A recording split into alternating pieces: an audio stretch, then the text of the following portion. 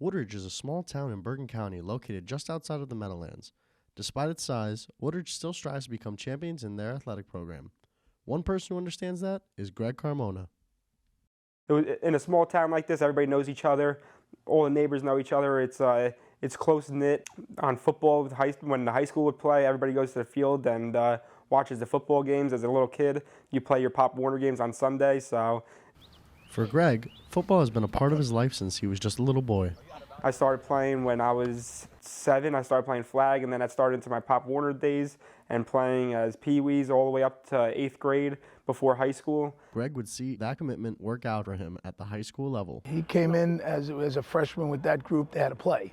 They had no choice because we were very thin on kids. So they got a lot of experience. So 4 years later, he's an all-league player, set to go to college, a man that's learned a lot, respected, captain, and someone that when I see, I respect because of the way he's grown up, and that's what you want from your kids. All that hard work would seem to pay off in the long run, but life has a funny way of grounding you. I remember I was training with him all summer, getting ready for my junior year. He was getting ready to go to East Stroudsburg, play linebacker, and then I remember him telling me, he was like, okay, Jake, I'm going away for a week. He was going to Mexico, I think it was. And then I was like, all right, I'll see you when you're home. We'll get back to training. We'll get to work and everything. And he was like, yeah, definitely. Greg's family would depart for Mexico and spend a week there doing typical family fun. From beaches, hikes, and excursions, they got to see all of Mexico. Unfortunately for them, this would end up being more than a memorable vacation. So now I get back from Mexico. I have a week to football camp. So now I'm just training, getting myself ready.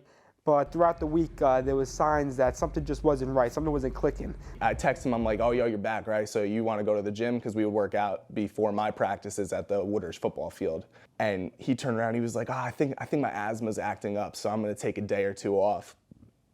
And I was like, oh, cool. And then I didn't hear from him for a few days. And next thing you know, I came to practice one day, and I heard like that he was going through something that was a lot more serious than football and school, and anything else. In the early hours of August 3rd, 2 days before the beginning of Greg's college football career, tragedy would strike. An unknown virus would trigger a seizure which would affect Greg's motor function and memory. Instead of attending camp, Greg would be on the long road to recovery at Hackensack University Medical Center. But his spirit would not hold him back to get back to competition. So now here I am, a Division II athlete. I'm in one of the best conditions of my life, and now you get a punch in the stomach pretty much from something that you don't know and didn't expect, a virus from Mexico that who knew was even in my system. This would not deter Greg's competitive drive. Yeah, so I'm a competitor through and through. If you ask anybody in high school, I just look for competition at any time. If it's throwing a football and trying to hit the field goal post, doing one-on-one drills, I just want to compete. Greg would redefine himself through his competitive energy and dive into a new campaign of athletics, starting with distance runs and obstacle course marathons. Greg's comeback would land himself not only a champion in sports, but a champion at life. I'm Aaron Such, Woodridge, New Jersey, Sacred Heart Sports Media.